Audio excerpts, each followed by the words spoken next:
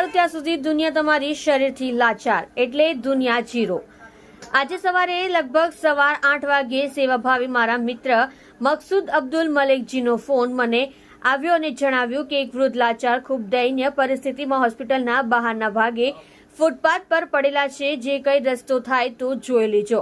10 મિનિટમાં ત્યાં પહોંચ્યો। દાદાની પરિસ્થિતિ દયનીય હતી। ડિંડોલી ઓલ્ડ એજ હોમ વૃદ્ધાશ્રમના સંચાલક શ્રી અનિલભાઈ બાગલેજીને ફોન કર્યો।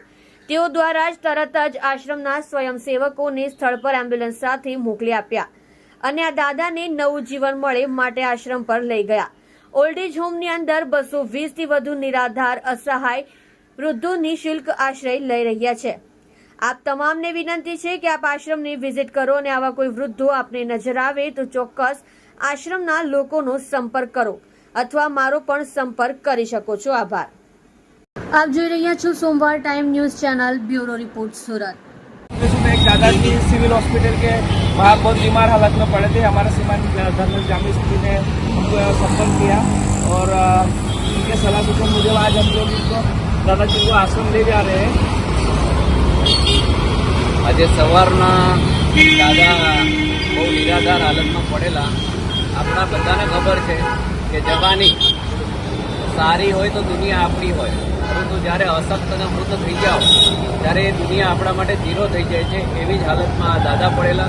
આ દુનિયાથી એમને કંઈ લેવા દેવા નથી, એટલે મેં ઓલ્ડ એજ હોમ ડિંડોલીના સંપર્ક કર્યો। સાગરભાઈ ને અનિલભાઈની ટીમ અહીંયા આવીને એમ્બ્યુલન્સ લઈ અને આવ્યા છે ને આ દાદાને સારું જીવન મળે, પાછા એ દુનિયા એમના માટે સારી થઈ જાય એ મકસદ સાથે એ લોકો આવ્યા છે ને આજે આ વૃદ્ધને ડિંડોલી ઓલ્ડ એજ હોમ ખાતે લઈ જાય છે। આ ઓલ્ડ એજ હોમની અંદર 200 થી 220 લોકોથી વધારે આશ્રય લઈ રહ્યા છે, નિઃશુલ્ક લઈ રહ્યા છે અને આ સમાજના દાતાઓ જે દાન આપે છે એનાથી આ આશ્રમ ચાલી રહ્યો છે। એટલે આપ વધુને વધુ આશ્રમની મુલાકાત લો। જે પરિસ્થિતિમાં વૃદ્ધો રહે છે આપ એમના આશીર્વાદ લો।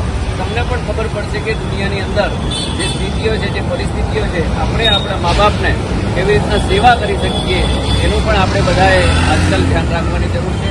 આવી હાલત કોઈ પણ વૃદ્ધની ના થવી જોઈએ। જે રોડ પર રજડવું પડે આ ખૂબ દુઃખની વાત છે।